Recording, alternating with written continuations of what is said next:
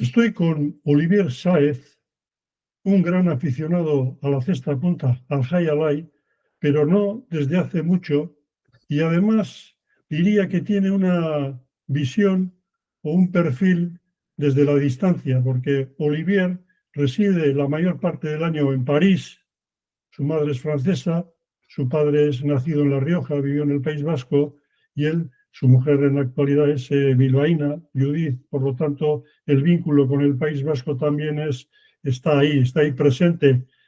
Olivier, ¿cómo estás? Hola, ¿qué tal? Egunon. Egunon Berdín. Bienvenido a Chic Chac, Olivier. Pues muchísimas gracias por hacerme un hueco. Yo encantado de ayudarte y darte mi mirada externa también.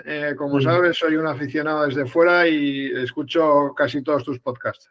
Y además estamos acostumbrados aquí pues, a hacer nuestras tertulias, entrevistar pelotaris en activo o ex pelotaris, pero más o menos gente conocida. En este caso he decidido de por qué no darle voz también a una persona que seguro que tiene que aportar su granito de arena o más a lo que estamos viviendo a día de hoy en la cesta punta, en el High Alai. Olivier, cuéntame, o mejor dicho, explícale al que nos estás escuchando cuál es tu vínculo, desde cuándo hacia este deporte. Pues a ver, mi vínculo con este deporte es bastante reciente, digamos. O sea, yo por temas familiares ahora paso bastantes meses al año en el norte del País Vasco, por la zona de Urdaibai y de Guernica, y ahí esa modalidad de la pelota es bastante más popular que en otras zonas del País Vasco.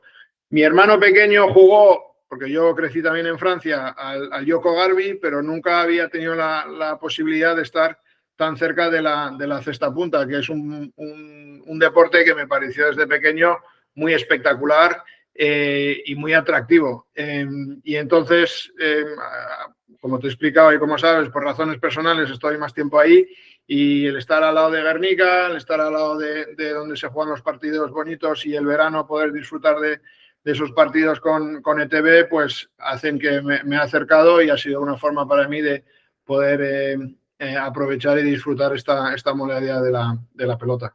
Este año, sin ir más lejos, ¿has acudido en directo a los partidos o los has seguido por Canal Plus Francia, ETV? A ver, este verano en Guernica sí que he ido a finales de julio al frontón. O sea, cada vez que estoy sí que procuro ir, porque como sabes, pues la cesta no solo es el partido, sino todo lo que hay alrededor. Pues en Guernica pues hay sitios muy buenos para ir a tomar algo, para preparar un poco la tarde. Y entonces, pues cuando voy, pues organizo una tarde alrededor del frontón, y sí que fui para ver un partido, y luego en general pues yo lo suelo seguir por YouTube, por ETV o por donde pueda. Los de Francia, pues cuando son San Juan de Luz y Biarritz, como sabes, tienes forma de verlos en YouTube, y los de Guernica, pues no todos en verano, pero los más importantes los puedes ver. Entonces sí que los he seguido, y este verano, pues este año tenía pues un poco de inquietud de ver cómo comparaba con el año pasado, que hubo un poco de cambios, gente nueva que salió, jóvenes como Urresti, por ejemplo, que también estaba muy interesado en ver hasta dónde podía llegar este año, que le vi el año pasado, de hecho, en Guernica hacer un partido espectacular. Y nada, he seguido con mucho interés este año, pero también te quería decir que he estado igual un poco frustrado este año, porque la gran mayoría de los partidos así importantes, como las finales, pues no recuerdo partidos a 3 sets, creo que han sido partidos muchos a 2, en algunos casos bastante desiguales, y nada, pero bueno, no pasa nada, pero que ha sido otro año muy interesante para mí. ¿A quién destacarías de esta campaña pasada, Olivier? Pues la verdad que, a ver, hablando de gente de Guernica que yo no conozco, pero que veo desde fuera, pues obviamente el perfil de Barandica pues es muy interesante, porque es un chico que ha estado lesionado, que le ha costado volver, que tiene para mí no es el estilo de juego más atractivo para un espectador, pero ha sido un estilo de juego que al final ha dado sus resultados muy buenos. O sea, 2 años llegar a donde ha llegado, pues tiene que haber una razón de peso muy, muy fuerte. Entonces, bueno, reconocer que este jugador desde ese punto de vista lo ha hecho muy, muy bien. ¿El estilo de juego que más te gusta cuál es? ¿El tipo Erquiaga, rematador, cosas, Bueno, incluso a ver, para un nuevo, para un espectador así nuevo como soy yo, pues lo que más me gusta es el juego espectacular delante, un dos paredes muy agresivo. También me gusta mucho las jugadas de cortadas atrás, que suelen hacer algunos. También tienes que tener mucho control y puntería para hacer estas cosas. Bueno, el espectáculo al final es un poco lo que permite a que el público tenga emoción y se levante en la grada para aplaudir. Eso es lo que más me gusta. Por eso el año pasado cuando vi a Urresti jugar en Guernica recuerdo que ese día le salió todo espectacular y fue increíble. Fue para acordarse toda la vida. hay de los jóvenes, aparte de Urristi, ¿a quién ves despuntando? Bueno, yo no soy nadie pero digo, lo que están saliendo en Francia, pues como los hermanos Sorozábal, ya que parece que llevan mucho tiempo, pero todavía son muy, muy jóvenes y están ya muy establecidos. Johan, pues claramente es uno de los grandes delante.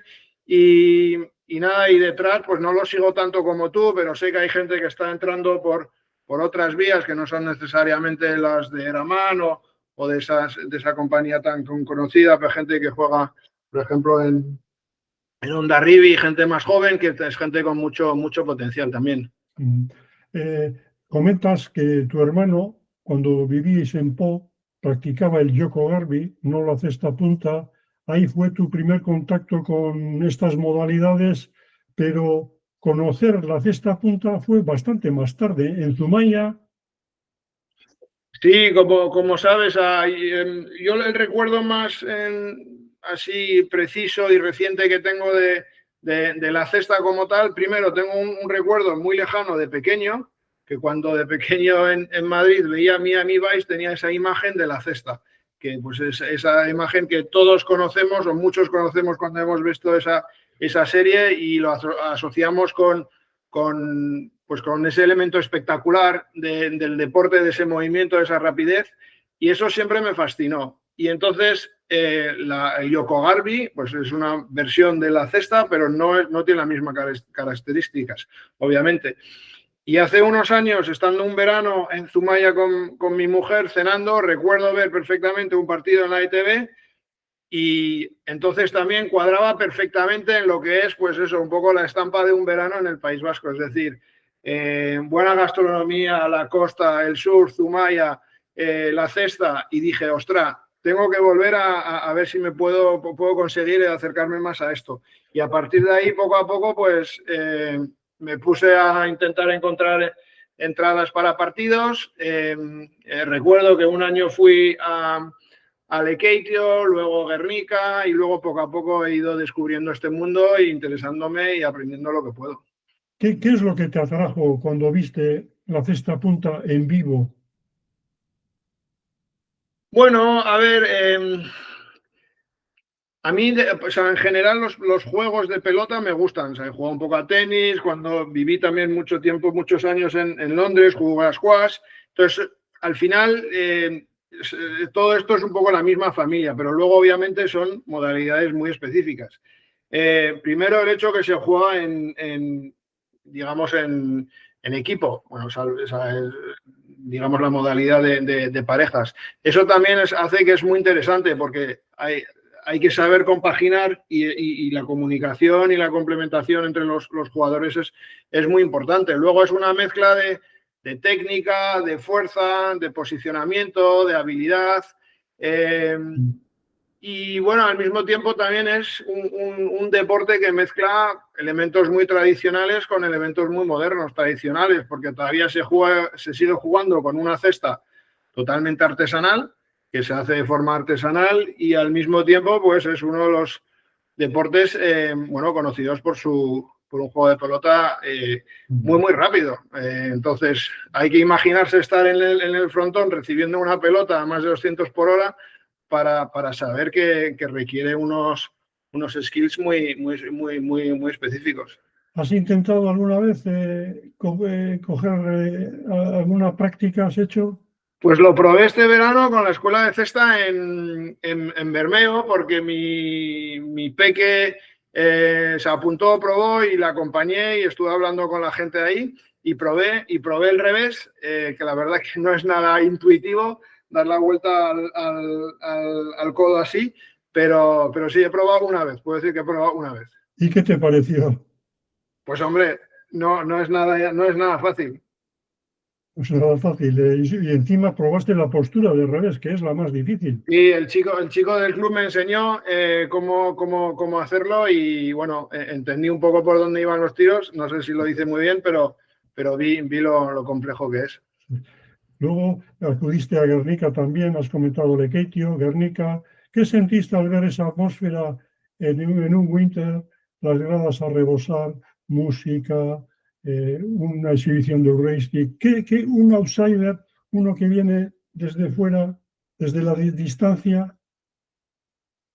Bueno, primero es como un descubrimiento, porque bueno, es cuando tú no has crecido ahí, no lo has vivido desde pequeño, pues para ti primero todo es nuevo. Entonces lo descubres con mucho respeto, con mucho interés, con mucha inquietud. Y entonces yo todavía estoy en esta fase donde voy descubriendo muchísimo, que es lo que me gusta. Luego lo que sientes y lo que notas, pues al final vas a una fiesta. Es como cuando vas a un partido de fútbol o es una fiesta, es un buen momento, es un buen rato. Notas también que a veces van familias juntas, hay un elemento también, pues eso, sociológico grande, pues yo he ido con mis peques, con los abuelos, ves que van las familias, que van los amigos. Bueno, notas ese ambiente muy cariñoso y con mucha... Y eso es lo que notas primero. O sea, sabes que vas a un momento pues alegre de fiesta y entiendo que también es lo que recoge la palabra Hayalai, pero eso es lo que nota uno, que siempre que puedo y tengo la posibilidad, pues voy encantado porque sé que pasa un rato muy bonito.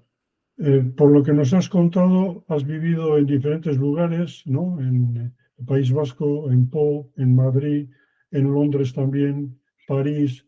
Desde esa distancia, ¿cómo se percibe este deporte de aquí, de Euskadi? O sea, es...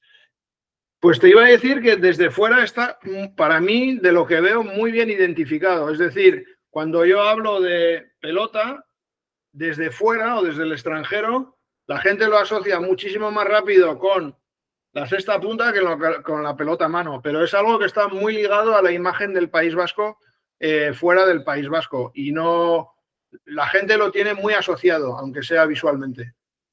El hecho de que se juegue con una herramienta, crees que facilita, ¿no? Porque claro, el jugador de mano lo ves y no lleva nada, solamente cuesta más, pero la herramienta es contundente. Cuando tienes que explicar el Hayalai a un amigo tuyo, un parisien, por ejemplo, que en su vida ha visto un partido de cesta punta, imágenes, ¿cómo le describirías?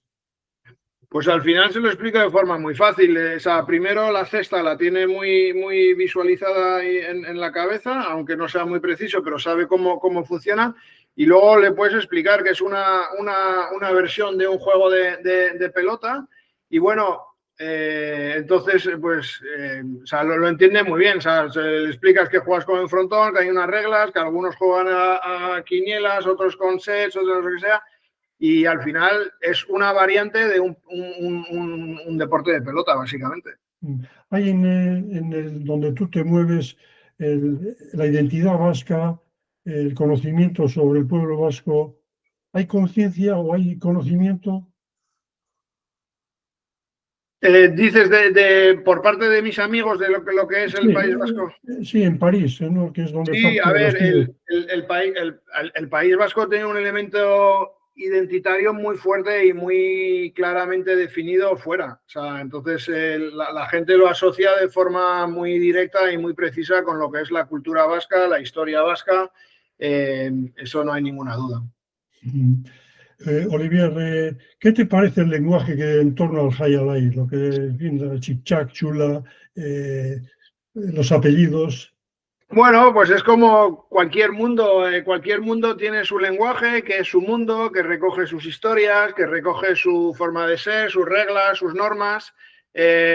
Bueno, pues sí, también voy aprendiendo de eso, descubriendo, preguntando cuando no conozco, porque hay a veces términos que son, por ejemplo, que están en euskera.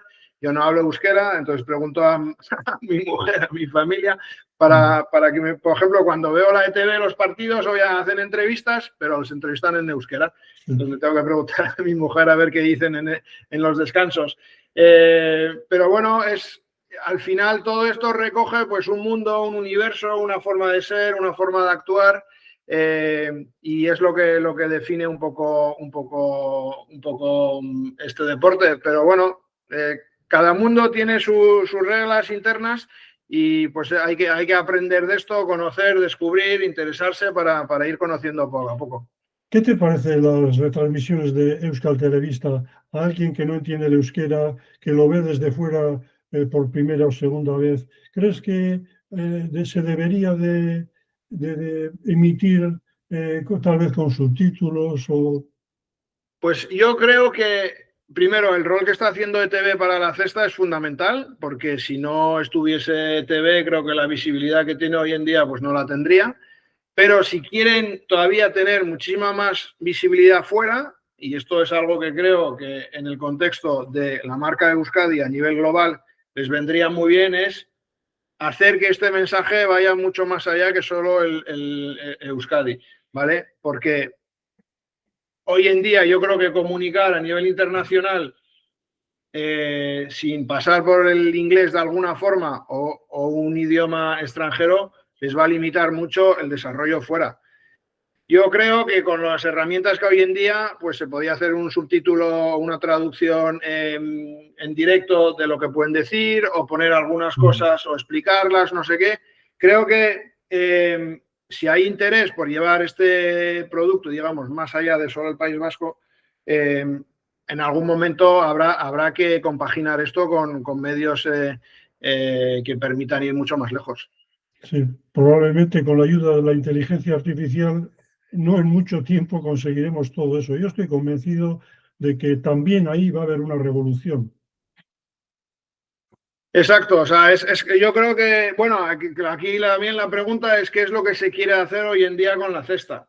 O sea, yo entiendo que primero hay una historia muy específica en el siglo XX de lo que ha sido la cesta, cuál ha sido su recorrido, dónde han acabado hace unos años y a partir de ahí la reflexión es qué se quiere hacer con este deporte, esta modalidad, cómo se quiere integrar con la cultura vasca, cómo se quiere desarrollar, a base de qué. Y bueno, eso también depende del objetivo. O sea, si el objetivo es que siga siendo una modalidad digamos, de deporte más local, pues no hará falta, porque claramente no hace falta y hay que guardar estas raíces. Si claramente se quiere, bueno, volver a abrir otra vez el mercado americano, intentar abrir el mercado un poco más fuera del País Vasco en España, en Francia, pues habrá que ir a por esos elementos. Una faceta entre las varias tuyas es que estás vinculado al mundo del jazz, el género musical del jazz. ¿Ves algún paralelismo entre el high alay y el jazz? Pues te agradezco mucho el comentario. Sí, a título personal es una de mis grandes pasiones y la verdad que no lo había pensado hasta hablar contigo, pero bueno, es verdad que se puede hacer paralelismo en el sentido de que un concierto y un partido, pues al final tienen muchos elementos que se pueden cruzar. Es decir, primero es un momento de un elemento de un teatro humano cotidiano, una forma de actuar. Luego también está definido por reglas. Tanto un partido como un concierto a nivel musical, digamos, tiene sus propias reglas, aunque es verdad que en el jazz son reglas que permiten muchísima libertad, pero esa libertad está enmarcada en unas reglas, de la misma forma que en un partido donde tienes unas reglas y luego en cada punto, cada jugador, pues obviamente se expresa de forma totalmente libre. El hecho también que haya una interacción humana entre varios digamos, músicos o deportistas Es lo mismo, un partido pues al final depende de cómo se coordinan dos jugadores y en un concierto es lo mismo, la calidad del concierto y del momento depende también de pues eso, esa comunicación entre dos personas que son claves. Y ese momento que bueno, pues esa combinación de todos estos elementos hace pues que es un elemento único básicamente en ese momento. Desde mi ignorancia, Olivier, sobre el jazz, me encanta el jazz, pero tengo que reconocer que soy un neófito, un recién llegado. Y aunque sea la misma pieza, no suena, seguramente será diferente de un día para otro, igual que un partido, ¿no? Ves a 4 pelotaris y el mismo partido y no tiene nada que ver lo que ves con lo que has visto o lo que vas a ver en unos días. En el jazz también se puede dar esa libertad, esa posibilidad de que un día tengan una actuación redonda y otro día digas, hoy no han estado a la altura. Sí, por varias razones. Uno, porque el jazz es 90% improvisación, entonces la improvisación depende mucho del momento, del estado, de la combinación de muchos elementos. Esto es uno. Dos, cuando los músicos se ponen a tocar un tema, aunque la melodía sea la misma, toda la armonía que hay detrás la pueden romper, deshacer, cambiar, modificar. Entonces, hay un grado de libertad que es extremo, lo cual hace que no es imposible volver a encontrar el mismo sonido, la misma idea desarrollada por un músico, el mismo ambiente. Es imposible volver a encontrar la misma versión de un tema. Entonces, esto es lo que hace también interesante pues esta modalidad música que permite pues llevar a cabo toda tu libertad. Ernest Hemingway, el escritor, era un enamorado del País Vasco, todo lo relacionado con España, del Estado español también, pero en concreto, cuando residía en La Habana, iba mucho al frontón y él comparaba la cesta punta con el ballet, e incluso decía que era ballet and bullets, ballet with bullets, o sea, ballet con balas, ¿no? ¿Tú crees que nuestro deporte tiene esa dimensión estética, poética, comparable a la música o incluso a la literatura?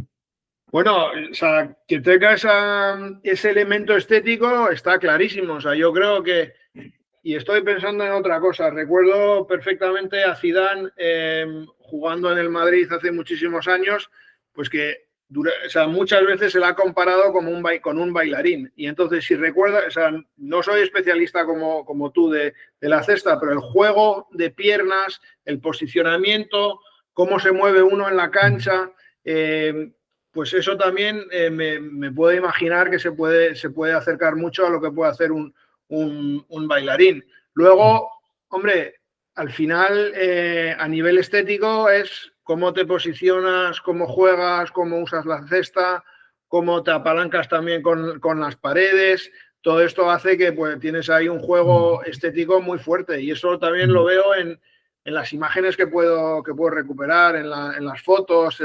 También hay un elemento estético muy fuerte en este deporte.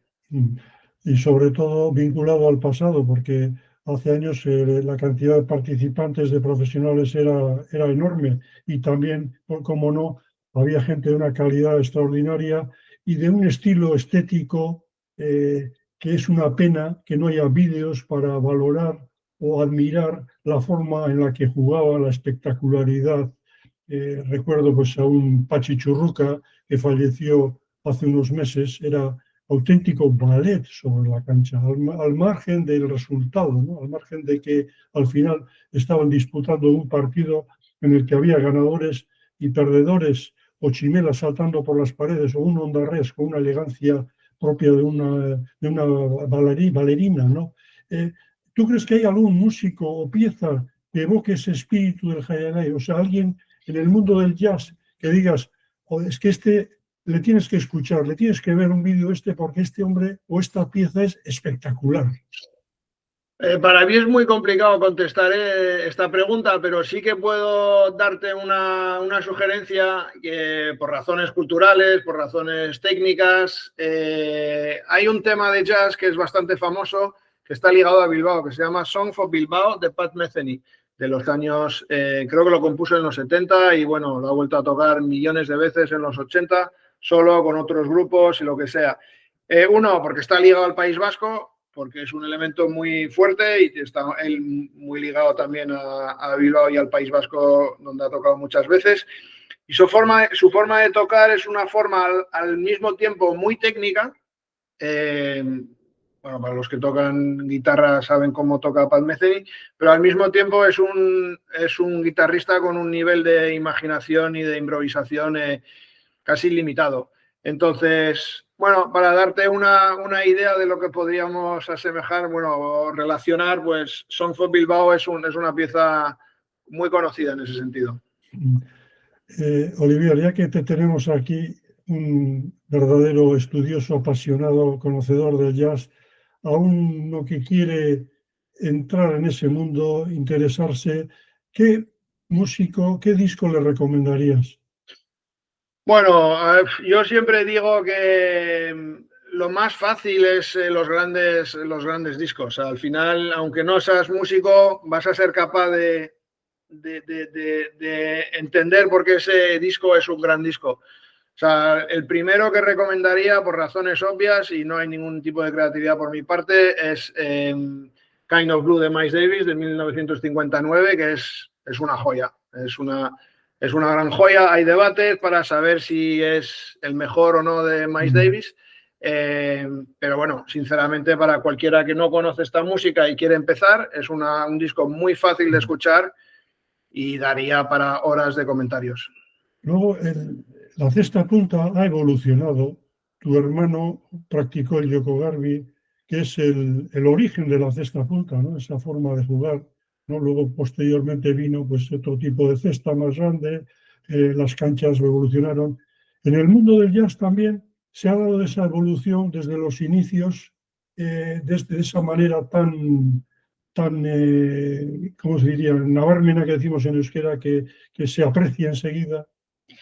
Sí, hombre, hay una historia del jazz y una evolución clara también en el siglo XX. Hay un elemento muy importante a mediados del siglo XX que es, digamos, la creación y la constitución y consolidación del bebop a principios de los 40, después de la Segunda Guerra Mundial, que esto es o sea, digamos, antes de todo lo que después de todo lo que ha pasado antes de la Segunda Guerra Mundial, un elemento clave en el siglo XX del jazz, y luego a partir de ahí pues tienes bueno, varias continuidades de este estilo que es lo más característico del jazz, digamos. Tienes el hard bop, el free jazz, y luego en los 70 ya tienes ese encuentro con el pop, que también lo vuelve a hacer Miles Davis en el 69 con Beaches Brew. Y luego pues tienes, bueno, esa música que sigue existiendo bajo modalidades diferentes, que a veces está metida en el world music, otras que están, pero esa música es un poco, sigue existiendo, pero de una forma diferente, ¿vale? Las raíces o su definición 80 años antes era totalmente diferente, pero sigue existiendo bajo otro concepto. Los veteranos tenemos la tendencia, pues sin querer, ese sesgo de mirar al pasado, incluso hacer comparaciones. Yo reconozco que eso es algo negativo, pero bueno, el impulso está ahí. Ocurre otro tanto en el mundo del jazz, en el que se dice, no, es que los de ahora, los de antes sí que eran buenos, ¿no? Charlie Parker, etcétera, etcétera, Miles Davis, Fats Navarro, en fin, toda esa ola de... Sí, también hay un poco este defecto de decir que los grandes, ya entre comillas, no existen. Es decir, de los grandes, igual quien sigue, pues igual todavía vivos siguen Sonny Rollins, que ya no toca, desgraciadamente, porque está muy viejo. Está Herbie Hancock, también, que ya tiene más de 80 años. Keith Jarrett, que ya tiene también que ya no toca por temas de salud. Y entonces hay un poco esta propensión a decir el mejor momento ha pasado, que es una forma un poco desesperante de ver, cuando al mismo tiempo toda esta generación al final está viviendo de todo lo que ha pasado antes y está chupando de todo lo que ha existido y todo lo que han hecho. Entonces es un poco paradójico. Creo que también que la forma de pensar el mundo de la música y su estructura ha cambiado y a la gente siempre le gusta pues tener estas grandes figuras para poder apoyarse en ellas. Pero la realidad es que la gente que está saliendo ahora, que también su propósito es crear algo nuevo y no volver a repetir lo que ya se ha hecho hace unos años, aunque se haya hecho muy, muy bien, pues hace que esta gente se haya criado con todo lo que se ha hecho antes. Olivier, la vez pasada, en la tertulia que tuvimos, Chicha Mirapeix, el licenciado Lola y un servidor, salió a la palestra el tema de los toros, ¿no? Como metáfora y demás. Y también el nombre de un escritor, periodista, Chávez Nogales, que para mí ha sido un descubrimiento, porque yo no lo conocía hasta hace unos meses y la verdad es que me he tragado, mejor dicho, un par de libros de él y pienso leer todo lo que pueda sobre su obra. Me parece un escritor, un periodista como la copa de un pino, desconocido, parece que ya menos en el Estado español, incluso es conocido en Europa. Y tú, me sorprende, y tú conocías a Chávez Nogales, o sea, digo, coño, ya. Pues yo lo descubrí por casualidad hace 2 años en casa de una prima mía en Barcelona que había comprado un libro que se llama La agonía de Francia, que también lo descubrí con una sorpresa tremenda y me impactó sobre todo su nivel de conciencia histórica en los años 40, básicamente, cuando si no recuerdo mal, se tiene que ir de España y viene exiliado, refugiado a Francia. Y yo lo descubrí por esa vertiente histórica que me interesa mucho y que no conocía. Y entonces poco a poco he ido descubriendo este nombre y este autor y la verdad que para mí ha sido un descubrimiento muy grande. Sí. Yo que lo enseño, voy a publicar, espero, este mes que esté a la venta ya este libro que es Hayalay, Historias y Semblanzas de Pelotaris. Claro, cuando le das muchas vueltas a qué incluir, qué no incluir, cómo enfocarlo, qué estilo, etcétera, de la riqueza histórica que tenemos en el Hayalay, en la cesta punta, porque claro, estamos viendo en la actualidad, pero claro, ya hace 150 años ya los pelotaris vascos iban a la Argentina, luego a Cuba, Egipto, China, Filipinas. Bueno, es asombroso lo que se ha vivido. Y me pregunto si Chávez Nogales, como escribió la biografía de Belmonte, si tuviera que escribir algo del Hayalay y sus protagonistas, ¿qué enfoque le daría, ¿no? Esa pluma que tenía, esa capacidad no solamente de describir, sino de llegar hasta el alma de la persona, ¿no? Que es lo más difícil, creo yo, en la literatura. Tú puedes escribir bonitamente, pero llegar al personaje, tocar esa fibra, y pienso que este hombre, Chávez Nogales, lo conseguía.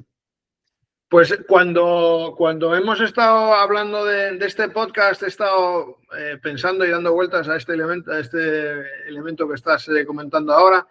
Y te quería hacer una pregunta. ¿No hay en la literatura vasca ni española ningún libro de este tipo sobre un pelotari o sobre la cesta punta como tal, no? Sí, algo sí. Hace poco publicó Miguel Ángel Bilbao, que es un historiador de Marquina Xemain, que recopiló una pequeña biografía de hasta 3.500 pelotaris en un tocho, en un tomo, que está agotado, es una pena. Y hace poco escribió una novelita, un pelotari de La Habana. Bueno, hay alguna cosa que otra. Incluso hace un bilbaíno, un Larracochea, un diplomático bilbaíno, que estuvo de cónsul o embajador en China, escribió Ramuncho en Shanghái, una obra ya, que ya te digo, que tendrá más de, o sea, aproximadamente de 100 años o casi 100 años. Hay poca cosa, pero sí hay algo, sí. Vale, porque lo que estaba pensando es que con el paralelismo que hemos hecho antes de la música y del jazz, pues ha habido grandes escritores que han escrito sobre músicos de jazz. Pues en idioma, en lengua española, pues tienes algunos libros sobre Charlie Parker, sobre el jazz. Por ejemplo, en España, pues tienes a gente como Muñoz Molina, que está de alguna forma muy cercana a este arte y que también ha escrito y de alguna forma le ha hecho un favor para llevar más allá de su público natural este arte. Y estaba pensando, pues, que si un escritor hoy conocido tuviese esa pasión y pudiese poner su pluma al servicio, pues, de un Erquiaga, de un Goicoechea, de poder pintar, de poder describir, de poder rematar, de todo lo que hay detrás de la cesta, pues sería también muy bonito para bueno, seguir también haciendo, pues esto un poco, este museo, esta biblioteca de esta modalidad deportiva que estamos hablando. Por si te interesa, también hay un escrito, una novela, bueno, una novela son, yo creo, memorias casi de Highlight Player, se titula, y está escrito por un ex pelotari, José Vicente Alonso, de Gasteiz, de Vitoria, que cuenta su trayectoria como profesional. No fue muy allá, porque, bueno, era un pelotari modesto. La tengo en casa esa. ¿La tienes en casa? ¿La has leído? Sí. ¿Qué te pareció? Pues muy interesante. Son estampas de la vida de un pelotari que me gusta mucho conocer. Sí, además, porque lo que te iba a decir también, que lo que me parece muy interesante cuando te metes en la vida de esta gente es que al final esas vidas son unas novelas.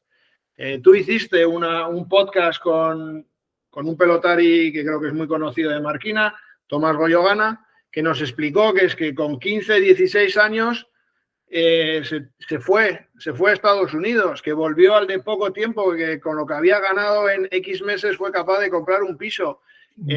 Hay que poner las cosas en los años 50, en los años 60, que no eran, no era ir, coger un tren, volar en 4 horas, llegar ahí, coger el taxi, no sé qué, eran estar fuera de casa de tus padres, estar en otro mundo. Esta gente seguramente no hablaba o no había escuchado inglés antes en su vida.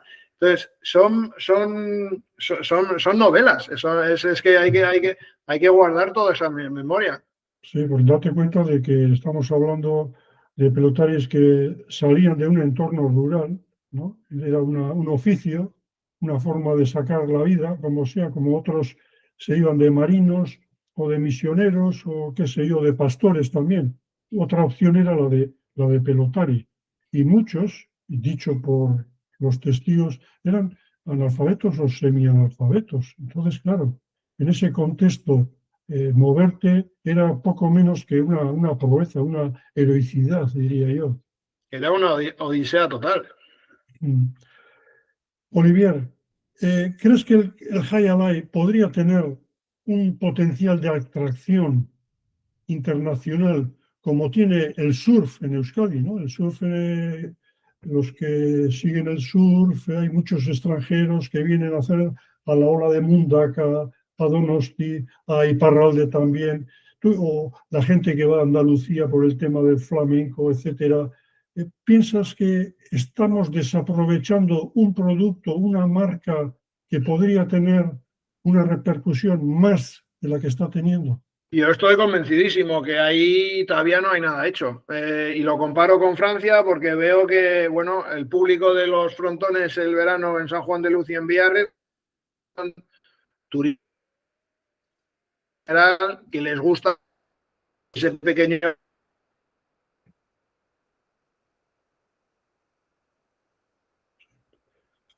Hay muy poca promoción y no está de la misma forma aprovechado como está el surf, como está el ciclismo, ahora que se está desarrollando mucho después de que haya pasado el Tour y que está dando también mucho, o sea, el ciclismo obviamente tiene muchísimo peso, pero como elemento, digamos, de atracción turística está jugando mucho y lo veo mucho por Urdaibai.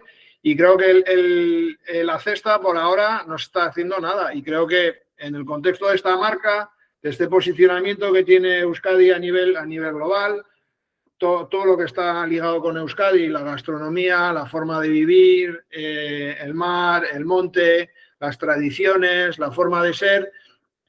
La cesta debería ser ser un elemento mucho más presente que lo que veo hoy en día. Y creo que ahí, bueno, también es que la gente que organiza esos eventos lo quiera y lo desee, pero que creo que ahí hay un potencial pues eso, de atracción, de una economía también que se puede aprovechar y que puede ser beneficiosa para todos. Sí. Olivier, ciñéndonos a la cancha, ¿cuál es el momento o gesto de los pelotaris que más te ha emocionado, que te ha hecho vibrar o levantarte del asiento?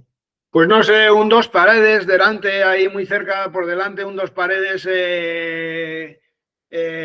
muy directo, que bueno, que no deja opción para nada y que es muy preciso y que funciona muy bien y que me parece increíble que dándole así del revés seas capaz de dar dos botes y buscar y hacer bien los ángulos. Eso es lo que más me emociona cuando sale uno muy bien. Olivier, te veremos en Guernica por el Winter. ¿Tienes planes de acercarte al País Vasco? Pues sí, estas navidades pasaré otra vez y si coincide sacaré entradas lo más rápido posible porque el año pasado estuve esperando unas horas y casi me quedo sin entradas y tuve que estar arriba del todo el año pasado. Así que sí, estaré con muchísimo gusto y a ver si podemos descubrir a más jóvenes y volver a disfrutar del espectáculo de siempre. Olivier, la agonía de Francia, vaya situación que está viviendo políticamente Francia, ¿eh?